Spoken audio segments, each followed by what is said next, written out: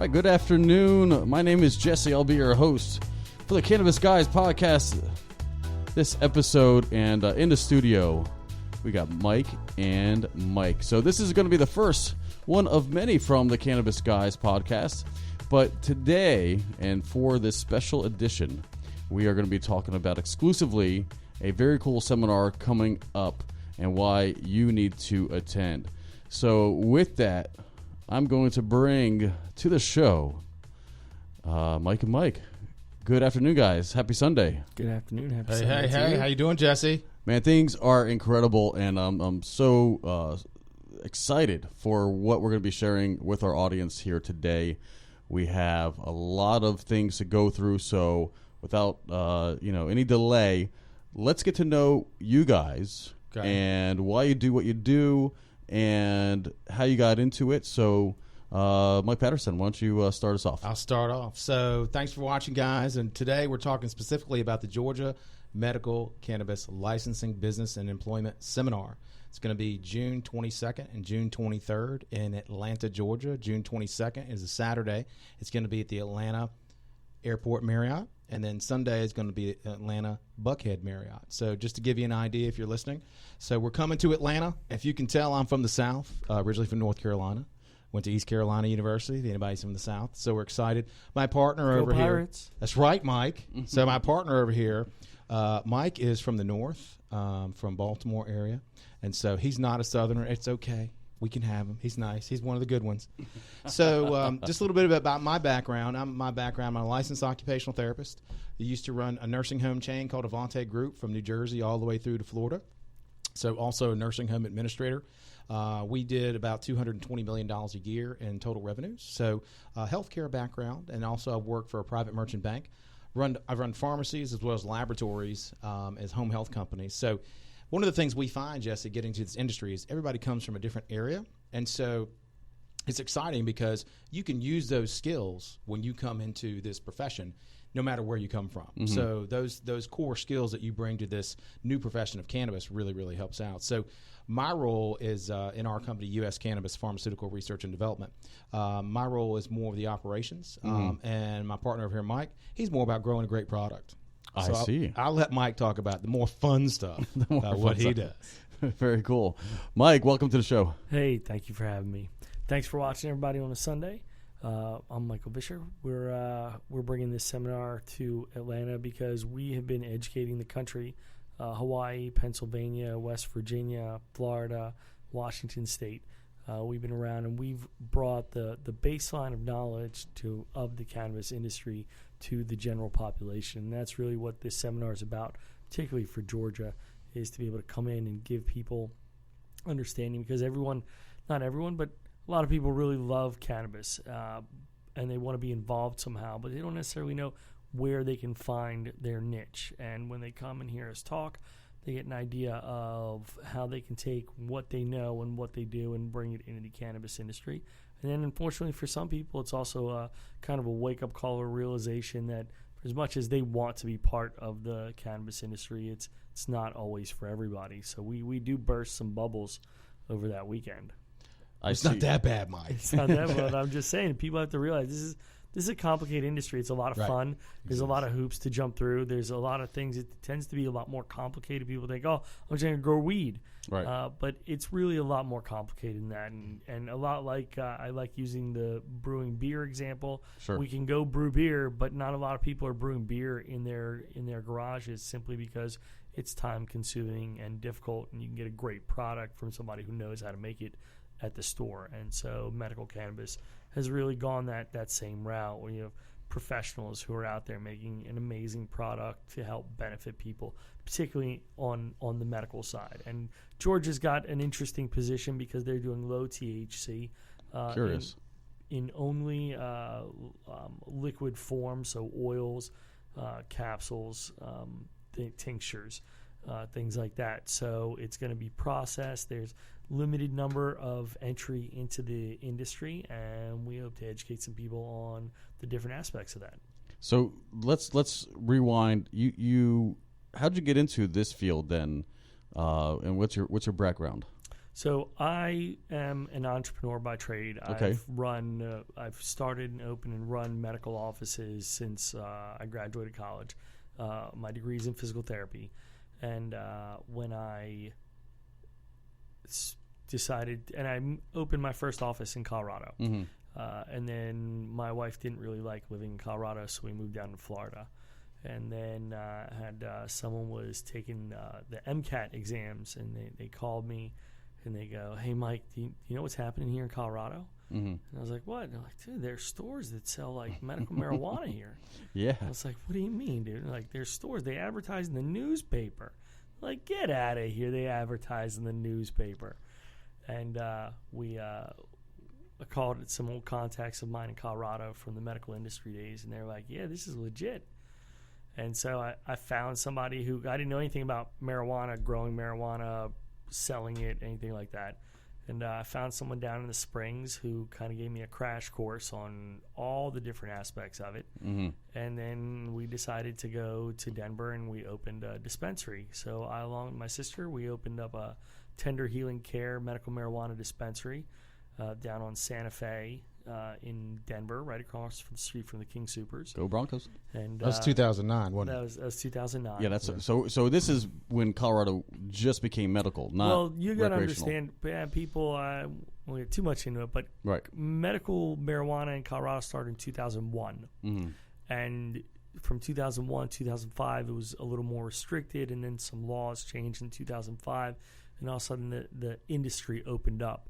And so from 2005 to about 2009, the industry was slowly growing, but it was relatively underground. But people were starting to open stores, and people were helping the general public. But it wasn't until the Ogden memo actually issued in October of 2009 that the green rush really began. And that was when people started coming into Colorado. And that was when it started making noise because, the Attorney General's office came out and said, don't prosecute medical marijuana states. And that's not even really what it said, but that was the gist that people got out of it. And they started running to Colorado to open a marijuana dispensary. And so Denver quickly came out and said, if you don't have a sales tax license dated before this date, then you can't have a medical marijuana dispensary. And the thing in Denver, which is an interesting little tidbit of how this industry unfolds, was if you went to Denver City to purchase a sales tax license to sell medical marijuana, they told you that they didn't take tax on medical marijuana, so they had no reason to give you a sales tax license. So a lot of operators in 2008, 2009, they went down, tried to get a sales tax license. You don't have to pay tax. You don't need a sales tax license. So I said, great. And they went and they opened up their store, spent hundreds of thousands of dollars. They were selling medical marijuana, out of a store. And then along came the Ogden memo, and the city of Denver said, if you don't have a sales tax license by whatever the date was, I don't remember it now, you can't be in operation. And then they stopped issuing new sales tax licenses. So you have to be grandfathered in. So you have to be grandfathered in. And so when we went to go get our sales tax license, they were like, you don't need one. And we're like, no, you don't understand. I'm not. And this was before all this came out. But I said, if we don't get a sales tax license, you pay taxes, the government won't shut you down. That's always been my policy. So I was like, we're going to get a sales tax license. We're going to pay taxes, because then if we're paying taxes, they won't close us down. So, Mike, let me ask you this. So in Georgia, with the stores, how's it going to work compared to what you just told us in Colorado? It's not going to be anything like that. I mean, that was the wild, wild west. That was the pioneer days. It was cowboys and Indians. It was Columbus discovering America. It's not going to happen again, because now Georgia has a strict set of rules. And so if you want to be a dispensary owner, it lays out in the law what the law is going to require for you to be a dispensary owner. And currently there aren't any there aren't any limitations on the number of dispensary owners Georgia is going to take, but there is a limitation in the qualifications that you're going to have to meet to be able to be a dispensary owner. And very similar, Denver, when it did those rules in 2009, it started creating a baseline of requirement to get in the industry. Very curious. So, because we're really trying to highlight the seminar going on in Atlanta coming up in June. What is a perfect candidate? if somebody is looking forward to seeing what you guys have to share, what does that candidate look like? How should they prepare in preparation for the seminar? That's an excellent way to ask that question. It is a good question. Because there is no perfect candidate. Gotcha. Nobody is going to come to Georgia and say, hey, I have all the skills, I have all the qualifications, I have all the money, I have all the know-how. That person doesn't exist. Okay. It's going to require a team. And it's going to take an understanding of how to put that team together. And that's really what this seminar is about, is coming to listening to what we have to say and then saying, okay, I now understand how I have to put my team together. And, I'm in a room of 200 to 300 people, like-minded people, and some of them may have some of these skills that I'm looking for. This is a great place for me to network and discuss my vision with people who have the same ideas, and my vision might mesh with someone else's vision, and we might make a great team. And I see that too, Jesse. What we see is there's levels. And I tell people all this. Everybody wants to come out and say, I want to be the grower. I want to be the dispensary. And so, Mike's been doing this over 10 years. I've been doing it now 6 years. And so what you see is people come in with levels, meaning some people have the money to go ahead and back a license. Some people have the skills to do the operations. Some people have the skills to actually grow the plant. Some have the skills to be able to do the tech, the accounting, the legal. Think about anything that the cannabis business has, you're going to have in other businesses and vice versa. So you need lawyers, you need accountants, you need people to build your cultivation sites, because in Georgia you cannot grow outdoors. So you have you have to grow indoors. So there's some caveats in the law that give preferential treatment to minorities and minority businesses. So they're going to be looking at that when you apply. So say if you're going to this our seminar, which is going to be June 22nd at the Atlanta Airport Marriott and June 23rd in Atlanta Buckhead Marriott, and you come to that seminar and say you have you're a guy who has a lot of money, or say you're a lawyer, you want to work with some of these businesses, or an accountant, HR professionals, plumbers, HVAC, electrical, all these businesses are going to have to put into an application, and that application is going to be scored by the state of Georgia Department of Health. They're actually creating a new division to be able to do all this, and so you want to have those people on your team in order to score highest in order to win a license. Wow. Right.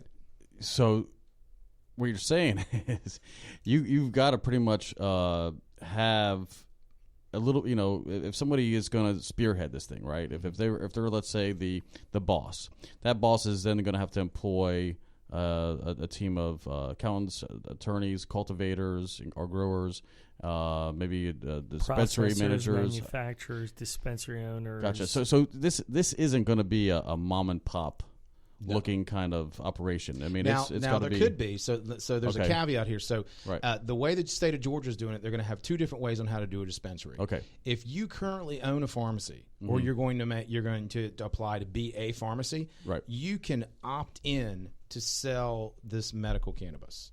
So, but to let everybody know, the CVSs of the world, the Walgreens of the world are not going to do this because it's still federally illegal. So they're going to stay away. Correct. The small mom and pop pharmacies, yes, this will be a perfect opportunity. Well, we're going to talk about that, and I don't want to get it at the seminar because, again, with medical marijuana, we run into a federal state jurisdictional issue. Right. And all of these pharmacies have to register with the federal government and the DEA for a license to be able to sell narcotics.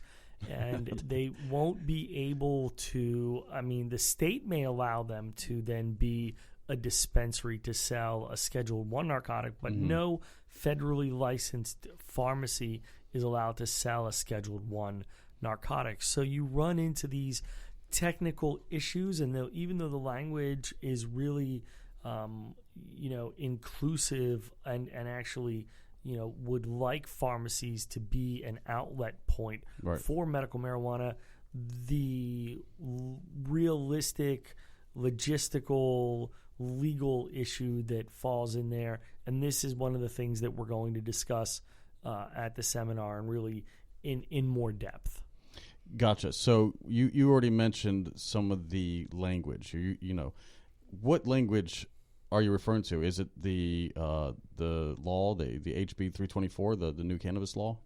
Correct. And so that just passed. It just actually passed. The governor signed it this week. Oh, wow. Okay. Right. So this is like all fresh, brand new. All fresh. Wow. Yep. So what we find is if we can give people the most valuable thing right now, which is time. Right. Because typically there's a window, and Mike and I have done this, and our partners with the Medical Cannabis Society have come in, and that we want to give people time because it takes time to prepare to put together an application. So, for example, one of the issues has to deal with local zoning. Oh, so wow. Okay. You have to be a certain feet buffer between certain things, such as schools, churches, daycares, and so you have to find that location. Right. Also, you need to have local support, whether it be a letter from the local municipality saying, hey, it's okay. And so those types of things take time, and you want to be able to have time to kind of work on your application and make sure you have the best team, as well as you need time to find the right people to partner with. Because say I'm coming and I'm a healthcare executive, or say I'm a pharmacy technician, and I work at Walgreens right now. Well, I want to get into this industry. Well, people are going to need somebody like you. Also, don't forget, minorities are going to play a pro. Minority businesses and minorities in general, they're going to be looking at how many, what percentage of minorities and women you have on your team. So it's not always that you may have, you may be thinking, hey, I'm going to go there and run my own business. Right. A lot of people walk away from our seminars and find a new teammate. I see. Every single seminar we've done, people have gotten into the industry. Every single one, which is exciting. So you're talking, how do I put this in common terms? Are you talking about 100% placement? Like if someone were to go to school? Not every single person. Not every single person who attends the seminar gets in the industry. What I'm saying is, every time we've had a seminar, people in the seminar have gotten in the industry. So I'll give you a perfect example. We did this in Pennsylvania and had a great guy who came up to us named Steve, and he was a physical therapist. Right. And so we kind of bonded because Mike, of course, is physical therapy. I'm occupational therapy. And he had done a lot of work in nursing homes, and I used to run nursing homes. So long story short, he applied for a license. We worked with him. We became his corporate compliance directors, and he won a dispensary license in Philadelphia, and now he has 6 total. Wow. In Philadelphia, in Center City, and so they're doing millions of dollars a year, and it all started at our seminar, which is very exciting for us and him, and we're very excited. And you said that was how long ago? That was in 2016. Okay, so just in a couple years, people have gotten incredible success. And same thing in Hawaii. We did this in 2015, and we had a couple groups who came to our seminar and got licenses there, and now they're doing very well in selling, cultivating and selling marijuana. Gotcha. Okay, so I'm trying to make this crystal clear for the audience. Can you have a dispensary but sell somebody else's cultivated product? That is actually how Georgia is going to work. So you're going to have a few number of cultivators. Right. That's going to be a limited number. They will be cultivating, plant, and then creating the product that is sold on store shelves. Okay.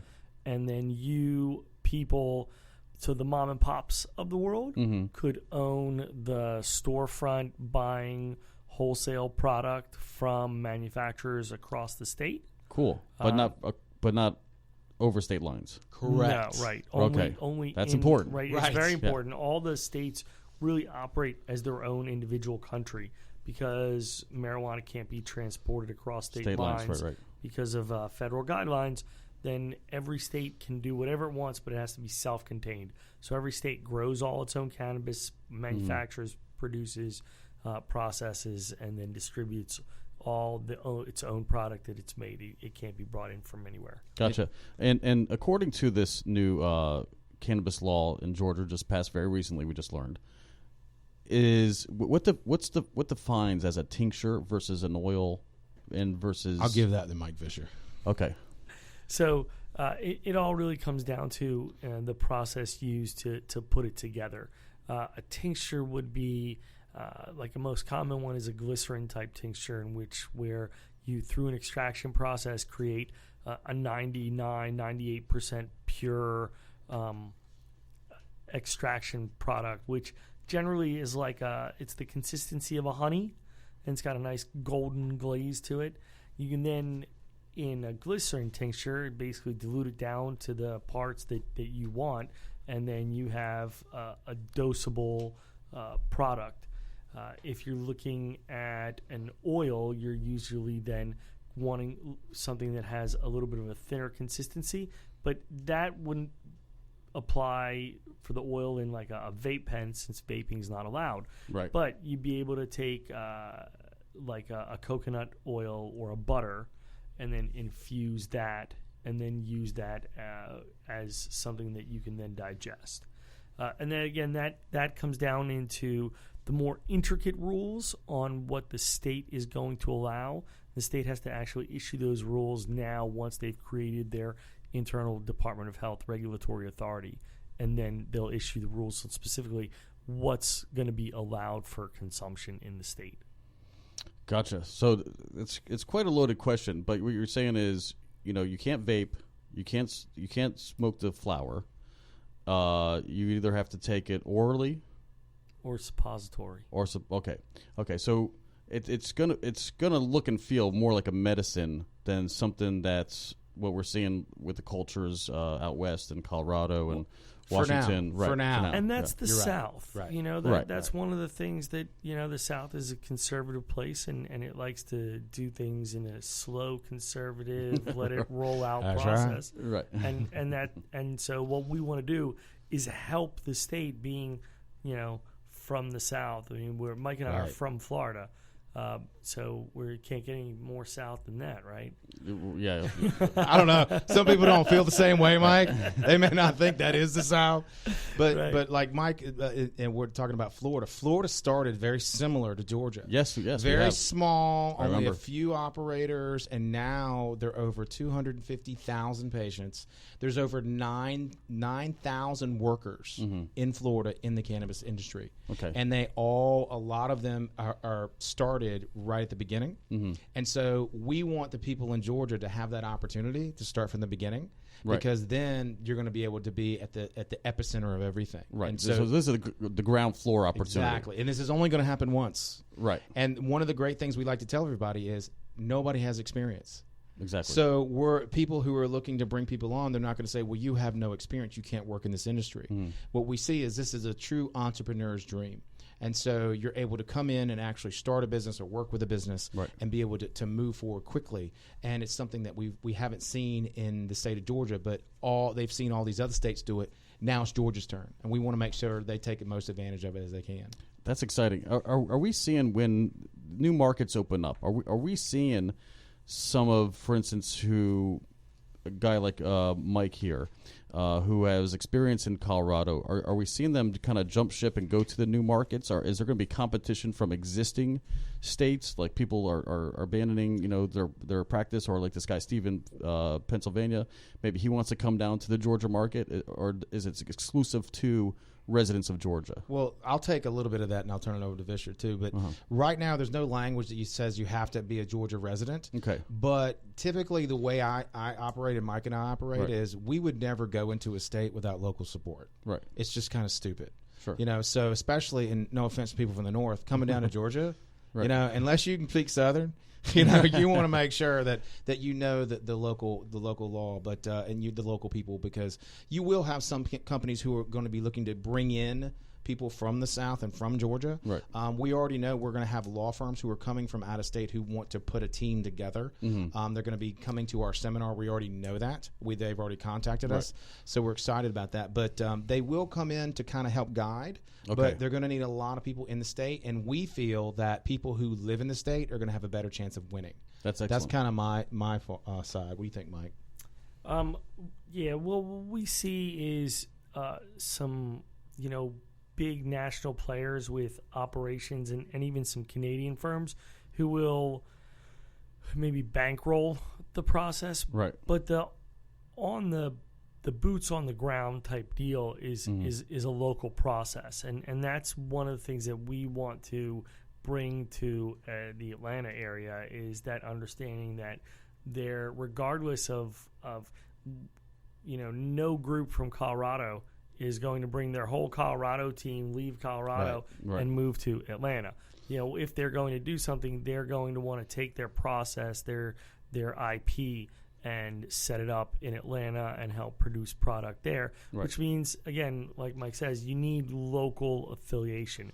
And we believe that this is best suited to be a Georgia endeavor, because the Georgia legislature's intent is to create a Georgia endeavor with minority affiliation, a minority ownership. So the state wants to see minority businesses get contracts for bids in the industry. They don't want to sell out to a Canadian firm to come in, bring in all their IP, their own people, set up shop, and start manufacturing medical cannabis the same way you manufacture cars. And with that, let me tell you, Jesse, so there's a caveat in this law that states that they want to see on application, what are you doing to bring jobs to the municipality you're looking to operate? I see.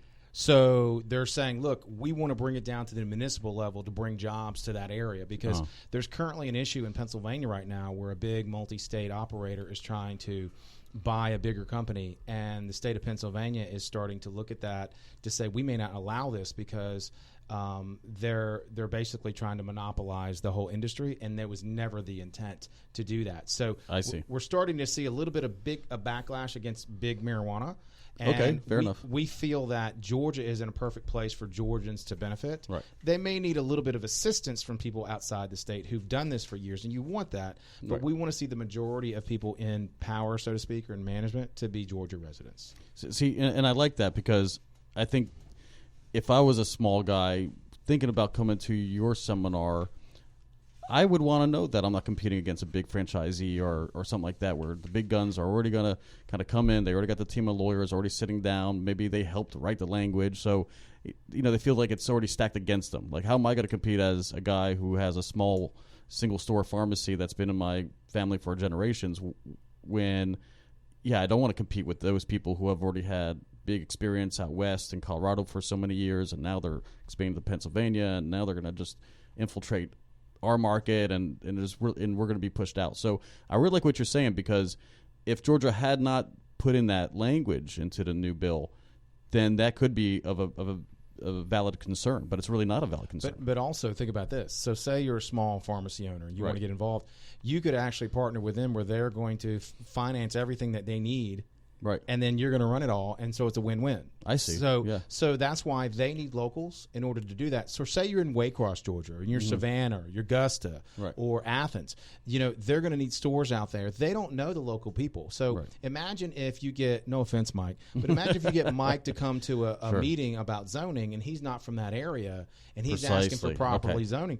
So usually doesn't always work the right way you want it to work. So you want to have that local buy-in, because you're going to be a community member. Right. And so this is what we try to let everybody know is you're going to be running that community, and the people who are coming in, they know that, and they want those local people to be able to do that and prosper. Right. Now, if somebody's already heard enough, we have the ticker at the bottom of our broadcast. You go to medicalcannabissociety.org for more.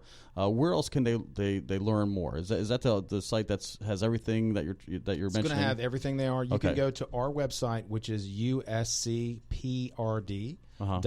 and that's our US Cannabis Pharmaceutical Research and Development. Right. And so that's Mike and our company website, where you can learn a little bit about Mike and our background. Right. Also, you can see kind of what events we've done in the past. We do a lot of speaking all over the U.S. and the globe. I'm actually going to London in July to speak at the a global CBD conference. I just got back from Boston speaking at UBS, United Bank of Switzerland, Global Consumer Conference. And so Mike and I and our team were actually able to educate the FBI last year, which is very odd. Sure. So stepping in front. And so I remember Mike saying, I've been trying to avoid the FBI all my life. So our thing is we want to bring that professionalism to the industry, and we want to show other people who come to this seminar that you do have value. A lot of people we see coming into this and say, well, I don't know anything. Right. Well, no, you know a lot. If you're an accountant, or if you're a pharmacist, or you've worked in healthcare, if you worked in data analytics, there's a place for you. Right. If you're a plumber and do great work, there's a place for you.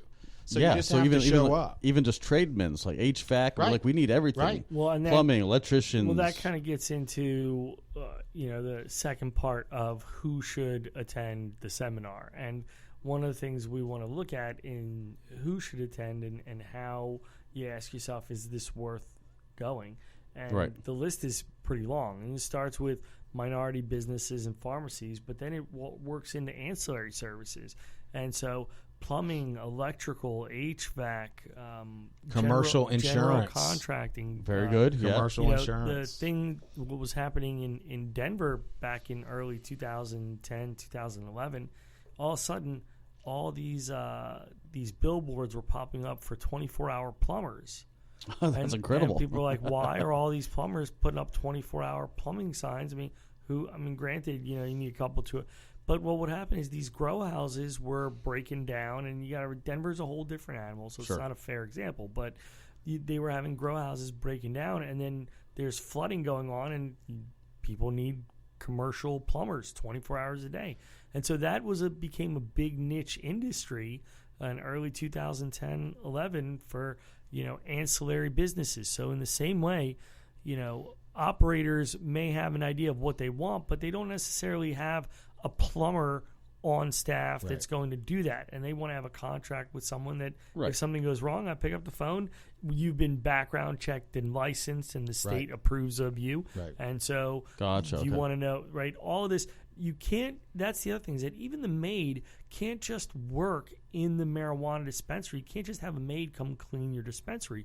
Your maid has to be licensed by the state for a background check so that she can go into the limited access areas and sweep up the dirt. Speaking of limited access areas, now you're talking about security protocols. Right.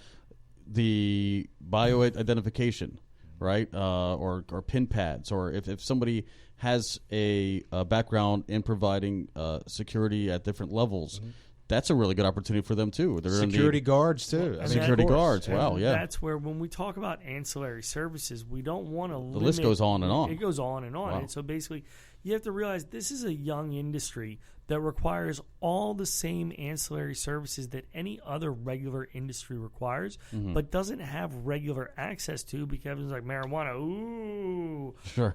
So now they're like, well, where do I find an accountant, or where do I find an app designer who can make an app that will plug into my menu so that patients can look and in real time see how much quantity I have of what, and be able to put it on reserve and be like, hey, I'm showing up in 30 minutes, so it's there bagged for you. It's practically drive-through service. Yeah, incredible. And so with home delivery and things like that, it all comes down to being able to be convenient, and this industry just requires all those people who can put those things together. So that's not always same thing with you have a dispensary and you need someone to design the layout of it, a smooth retail merchandising flow. Right. Who's going to do that? I'll tell you what, 10 years ago, if you called a professional company to merchandise your retail space and you told them you want to do marijuana, they were like, we don't want your money. We don't want to work for you. But now it's like, oh my God, there are retailers and cabinet designers and all in wood grains and greens and all marijuana decor outlines. So and let me add to that. So it's a funny story. So when we did this seminar in Hawaii, I called all these radio stations to do advertising for the seminar. And Jesse, they literally sat there and said, well, are you selling marijuana at these seminars? I'm like, no, we're just selling information. That is a misconception, right? Well, they ended up. There will be no samples. There will be no samples, no marijuana there. So, but it's interesting. They said they had to go to the head of the whole entire network of radio stations to get approval, and we were the first company to ever advertise about cannabis in any aspect on the radio in Hawaii. And so, when you're the first, sometimes people don't understand how that works. Well, now, like Mike's saying, is more and more companies are getting involved, but they got to have that local input. They got to have those local designers, those local people in order to do that. They can help train those people, but the local businesses, specifically the minority businesses on all types, this is a definite opportunity for them to get involved now, because if they wait, this is the first time they're going to give a lot of licenses at one time. And after that, as they grow, they're gonna start. Usually, they roll them out slowly. Probably like a lottery system. Well, it'll be a scored system, but maybe they'll only do a few, but here they're going to do as many. They're going to do a lot in a short amount of time. Right. And so this is where they're going to have to hire and give a lot of licenses. And one of the things specifically about licenses, we have our partners, Tom Perko and Russ Sosimo with the Medical Cannabis Society. They actually have a license in Pittsburgh for a dispensary, and they won it through a scored application. There was over 400 applicants and only 26 winners, and they were one of them. They will be there speaking, explaining how this works. How do you get a winning application, and how can you own a part of this business? Man, that is so impressive. So let's dive into the exciting part, the nuts and bolts of how many, like, for instance, what is that market going to look like? Atlanta's a big space. Well, it's the whole state of Georgia. Right. Yeah, exactly. So what's the potential gains? Let's give some ideas. Let's spitball some ideas of if they got, for instance, one of the first applications. They go to your seminar. They do everything right that you tell them to do. What kind of gains could they expect to make in the first couple of years? Oh, that's a loaded question, right? Because this is not a get rich quick type of concept. So it's definitely not like if you're the first one in, you're going to be making millions of dollars your first year out. Right. That's probably not going to happen. What's realistic? If you take the example of one of the first operators here in Florida, which is True Leaf, they were one of the first 5 license holders in 2015. They slowly grew their company through low THC and just providing low THC products to the patients. And then as Florida expanded its system, they grew their cultivation process, their extraction processes, and their retail processes in dispensaries. They now own 30 dispensaries across Florida and generate, incredible. I think it's almost $100 million annually. This year, they're actually going to. They said they're going to generate 200, but they went public last year. Mm-hmm. They're now valued at $1 billion. Wow! And they started in 2015, and they're only in Florida operating right now. Now they just bought a license in California, and they bought one in Massachusetts. But yes, they're valued at $1 billion. So let's define a couple things for those listeners. If you're in Georgia, you're considering going to the seminar, how many card holders are in Florida versus how many applications for cards in Georgia? Are we starting? Are you talking about as medical a patient? Cards? Yeah. Right now, there's about 270,000, 260,000 rather patients. than using the numbers, a better baseline to work off is patient percentage against population. Okay. So if you look at the total population for the state of Georgia, you look at between a 3 to a 5% adoption rate of patients, and that's about what you're looking at total national, not national, statewide adoption in the state of Georgia. Right, and because I'm just trying to be the devil's advocate for those listeners. When they're thinking about going into something like this, there's a lot of questions. How much competition is going to be, how dense is it going to be? From one dispensary to another, is there, and we know the limits between schools and public institutions. What about between each dispensary? Is it going to be like one dispensary per a certain capita? As of right now, they haven't gotten that specific. Okay. So what the law basically says is that they can't implement any new policy that will limit the access to the medicine. Okay. It's very vague. Gotcha. And I think they did that intentionally because they want to have control. Right. So they don't want a marijuana store on every corner. Right. I think, be honest, they're more concerned about the rural areas of Georgia rather than the metropolitan areas. I see. Okay. Because if you're in Waycross and you have to drive 40 miles to get your product, that's very difficult to do. Yeah, inconvenience. It's very inconvenient. So they specifically are looking at that. I think, as Mike talked about, where we are right now, the law has been signed. Now the next phase is over the next 6 months, they're going to write out the rules and regulations, the specific way on how to apply, the specifics on who are the team members and what they need to be. The reason you need to come now, June 22nd or June 23rd in Atlanta, is because we need to make sure that everybody knows what they're doing, because typically once they release those regulations, Jesse, you're looking at probably 2 to 3 months max where those applications have to be in. Yeah, it's already too late. Once they've released the information, you're getting it. It's already too late. You're behind the 8 ball. Right. Most of these operators have are putting their teams together, lining everything up, waiting for the application information to hit, and then line the team up behind the way the application process is laid out. Right. And these are the things that we're going to go in depth on in how to put together with as Mike said, the members of the Medical Cannabis Society and their experience in submitting a scored application in Pennsylvania. Incredible. So everyone starts with no experience. You're going to be talking and taking them through step-by-step guidance.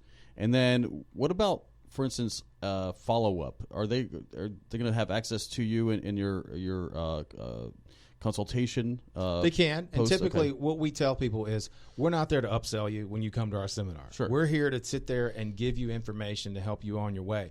If by chance you would like to hire our group to be able to help you, we can definitely do that. If there's a group that wants to apply for a license and wants us to help them, that's something that we can do. Like I mentioned before, we helped a group in Pennsylvania, in Philadelphia, get a license. Right. So we have done that. We do a lot of consulting in a lot of different areas. Gotcha. What we found is you can't limit yourself to one area. Currently, we're working on projects in hemp. We're working on projects in cannabis. We're working on regulatory projects. We're working on cryptocurrency. And in also, regards to so what cannabis. happens with Yeah. members who come to the seminars is that they're then able to hire us for specific projects. So they say, you know what, I want to find out about creating this type of product. I need you guys for a 6-week project, and then we'll work out depending what the client needs. But a lot of times they are able to come to the seminar and then reach out to us again and say, hey, I need some direction in finding X, Y, and Z. And Patterson's really very accessible in helping people get that information and move forward. One of the reasons, to me, the main reason we do this is to help.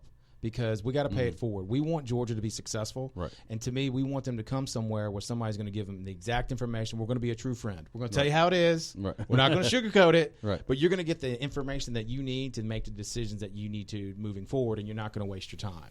And that's what I tell people. People kind of wander around in the desert, so to speak, and they say, I want to get in the business, I want to get in the business. Right. Well, in one day, by the time you leave, you're going to know, I want to do it, or maybe this is not for me. You're going to get a clear answer, and you're going to meet a lot of people, because this is a great networking event. This is the first event in the state, people. This is the chance for you to meet everybody who's going to be involved. We tell people, bring your resume.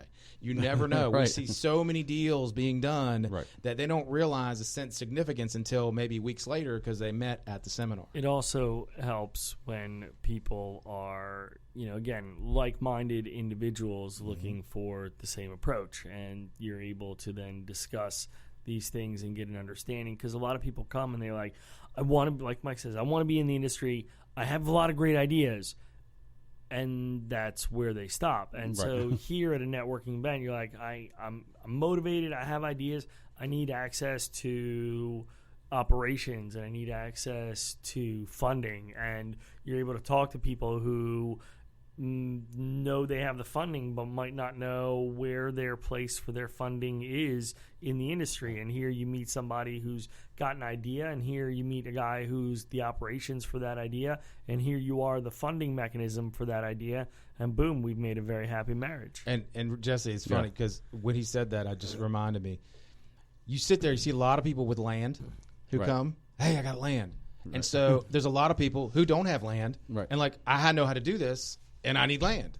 So there you go. It's like, boom. So we see a lot of people interacting like that, to where I have something of value, I can bring something else of value, we can come together, do a great application. Because say if you have 100 acres near Macon, and so you can sit there and offer that. It's in an area where it's not near what I call any soccer moms. So you want to be away from everybody to grow cannabis. And so you can sit there and grow where there's not going to be another grow in the state. And so maybe the state is going to say, well, we want to have these grows spread out. They haven't said that yet, but you want to be able to partner with those people. They're going to be at this seminar, because we see them at every single seminar. And for some reason, we've already got calls from people from Georgia saying they've got 40 acres, 20 acres, 100 acres here, there, wherever. And so these are already agricultural areas. What we expect to see is that the growing areas, the cultivation areas, will most likely have to be zoned agricultural. Right. And so you're going to have to find land that's, if it's already zoned agricultural, it's a lot easier. Sure. And then you're going to have to get local, whether it be county or city approvals. And so the more people you know, and if you have somebody who owns land in that district and is friendly with their county commissioners or whoever, that's what a lot of times it takes. And so if you can bring somebody on your team like that, it can be a win-win. Now, I misunderstood. I thought it was only indoor cultivation. Well, remember, you have to have land to build your indoor cultivation. Oh, I see. Well, what about existing for those, for instance, let's say a commercial guy has a vacant warehouse. Again, you could do it that way. Okay. It just depends. It has to be the certain distance away from all the other things, the churches, the schools. Right, the so as daycare long as it's centers. in a commercial or industrial zoned area that meets those criteria, they could maybe get their building. And then- Potentially. Potentially. It's one of those things where, depending on your business plan and production rates and things Gotcha. like that, again, paying industrial rates for land for agricultural purposes can be a little self-defeating, as opposed to looking for agricultural land, building a facility and growing on agricultural land where the cost of the land and your rent prices may just be significantly less. That's true, because I know here in Florida, agricultural land, because it is unimproved, usually dirt road access, not a whole lot of infrastructure. So, and I guess if you are going to build something specific to this industry, you might as well start from the ground up, and instead of retrofitting an existing building. Especially now with technology, Right. with indoor cultivation technology the way it is, it's always easier to build from the ground up and incorporate all these new technologies Okay. than to try to retrofit. I mean, again, it can all be done, Right. but if you're – and these are all the little things that we get into definitely in the seminar, in the specifics of your bottom line, your dollar, your goal. It can all be done. It's a matter of creating that image, and like Patterson says, give yourself time to actually implement that that vision, because the hate thing you want to do is in the 11th hour that the applications are coming out and I have a vision, and now you have 50 minutes to put that vision together. So if we were to tell people let's say the top 5 takeaways that they'll have from the seminar, it sounds like not only the networking, but also how to fill out the application, or you guys going to review that? We can't get into too much of that because the application technically hasn't been released. Oh, I see. So, but what we're going to give you is all the meat to put on the application. We're going to say this is what you're going to look for. Good. Okay. We're going to give the backgrounds of what you need to have a winning application, if that's what you want to go with. Okay. So I think the big thing is the goals and the questions we want people to be able to answer Yes. when they walk away from a seminar is want to make sure is the industry for me? Right. Can I get into this industry? Is this what I want to be doing? I know it sounds like fun to be in the weed industry, but once it's an industry, it's not fun anymore. It's work. It's a business. It's work. Yeah. It can still be fun, Mike. I enjoy what I do. It's work. It's work. And so then, can I invest in the industry? Is there a place for me to invest? That's smart. Okay. Can I bring professional ancillary business skills to the industry? And what does that mean? And that's kind of what we were discussing in the plumbers, the electricians, HVACs, accountants, lawyers, bankers, agronomists, all these different people who are in complete different industries, but now have a place where they can find a home in the cannabis industry. Can I get a license? And we want people to be able to answer that question of, I can get a license or I can't get a license, because now I know I have the team, I don't have the team, I know what's realistic and what's not realistic, as opposed to just having a hope and a dream, an idea of being in the marijuana industry. Can I get a bank? Can I use a bank? Can I get a loan? That's a big question. Those are big questions. Right. And so those are aspects that we want to cover. What is the place for minority businesses? What are their special requirements that have been made to incentivize minority businesses? What about veterans and women-owned businesses, and how do they compare to minority businesses? And just a spoiler alert here, they're treated the same. Good. And then, can pharmacies sell low THC products? So those are the primary takeaways. Some of the more subtle things we're going to get into is how to put your application team together if that's how you want to apply, how to vest an investment opportunity to make sure, vet an investment opportunity to make sure that it is the right opportunity for you, and that you agree with the mission statement that the group who's going to apply for, and that the group that's applying has found the right investor that believes in them. And those marriages have to work. If operations and money don't see eye to eye, these don't work, just like in any other industry. And I want to add to that is that jobs. So when currently in Florida, for every job opening in the marijuana industry, there's about 500 applicants.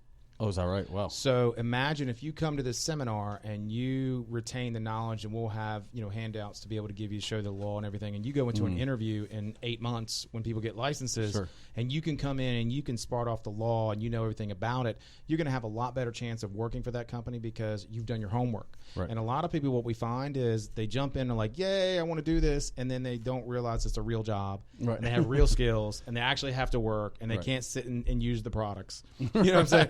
So you'd be surprised. Sure. So one of the things that we like to do is put the real world in everybody's picture, Right. to let them see what this really is, and see if it's something that is definitely for them or not.